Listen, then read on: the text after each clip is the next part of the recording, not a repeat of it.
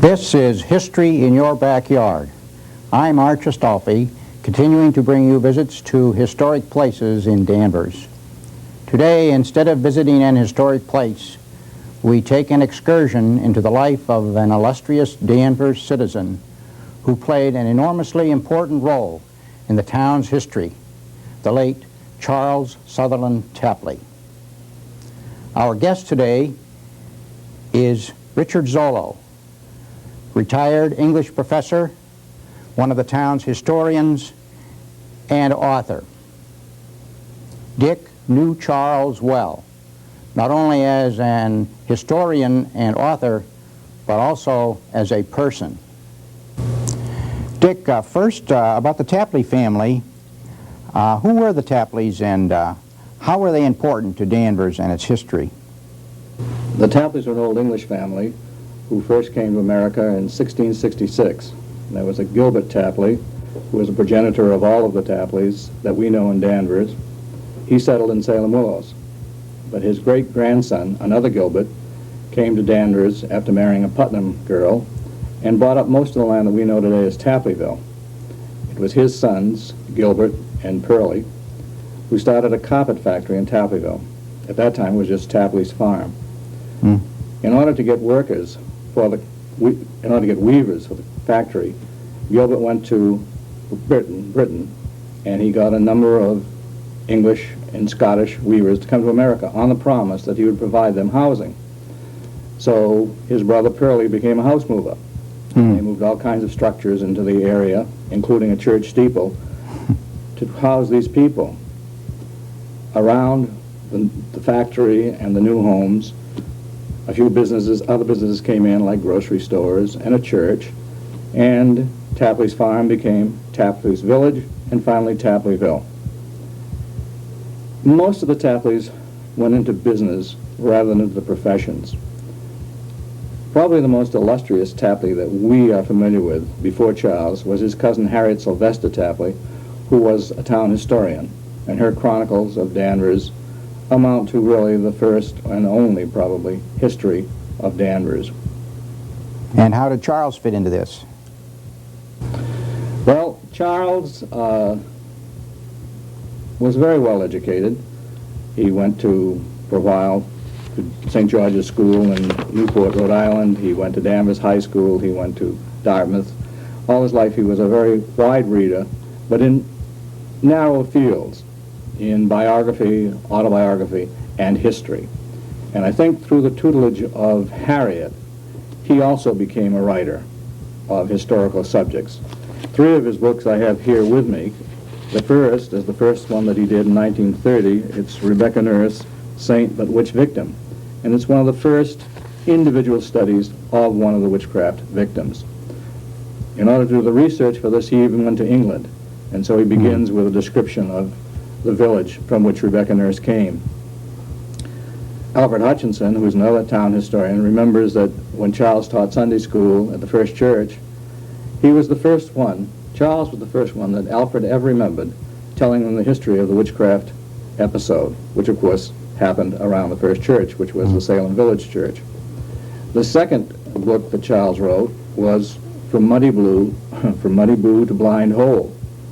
And what he tried to do there was, through a walk across town from Route 114 to Putnamville, was to preserve the old folk names on the land. For instance, Horse Pasture Point. And he has an amusing story there, because Charles had a marvelous sense of humor. A story about a man who tried to get through Muddy Boo with his horse and team. Well, Muddy Boo at the time, or 114 was not there, it was just a mud hole. And so he said to a native, you know, is this road passable? And the native said, passable? Passable? My word, no, it's not even jackassable. That's typical of the type of story that Charles would tell. But as I say, the concept here is wonderful, because it's an attempt to preserve familiar names on the land. The last book that Charles did, he did as an old man, and it's Country Estates of Old Danvers. It includes sketches of all of the large houses in Danvers from an insider's point of view. I don't know of anyone except Charles who could do this, because he had entree into all these houses. and he provides a tremendous amount of information about a lot of houses that are no longer with us. Besides writing, and besides these books, Charles also wrote any number of articles for newspapers, for publication. In addition to being a writer, Charles was a speaker, and I think really he was much more familiar to most of us throughout New England, as a matter of fact, as a speaker. He spoke on any number of historical subjects.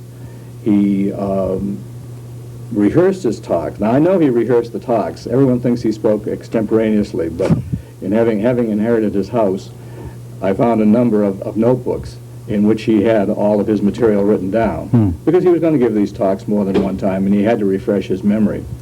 But I can recall that when he spoke at the Danvers Historical Society, he always began promptly when he was introduced, but he always ended precisely at the stroke of 9, and everyone was amazed at that.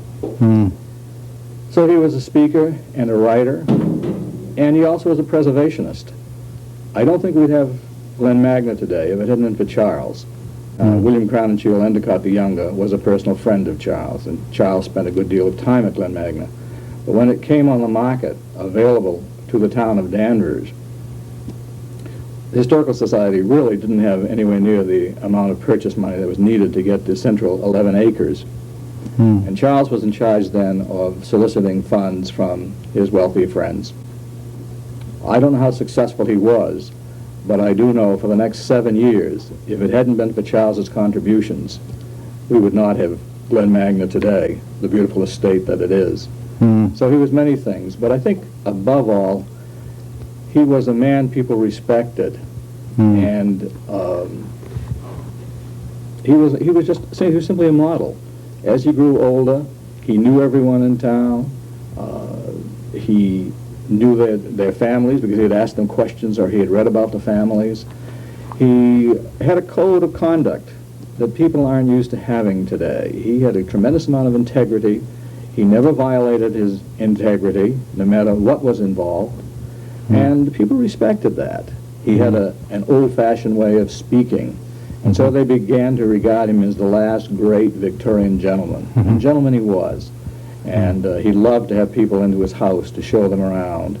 And his one concern, though, was that they would think that he was wed to the past, that he wasn't aware of the present. And so in his letters to me and to others, he would reflect that concern and indicate that really what he wanted people to understand was, here was the way things were. Here was a way that they might conduct themselves. But he was very much a man of the 20th century. What legacy did Charles Tapley leave for the town of Danvers? Well, I think I've probably enumerated some of them. That is, he was a model of what it means to be a gentleman. He was a preservationist and made it possible for us to have Glen Magna. He was a writer. But also, I think we have to remember that local history was not as popular when he first began speaking. It wasn't probably until after Roots that local people became interested in local history and their families. But for years, Charles had carried the banner. He gave a seal of approval to local history. Now, if you take some of his stories, they seem very inconsequential. For example, there's one story about a man from the Highlands who was a very lazy man, and he had the misfortune of breaking his arm. So he went to his neighbor with his arm in a cast, and he said, well, my arm isn't going to be good for anything again.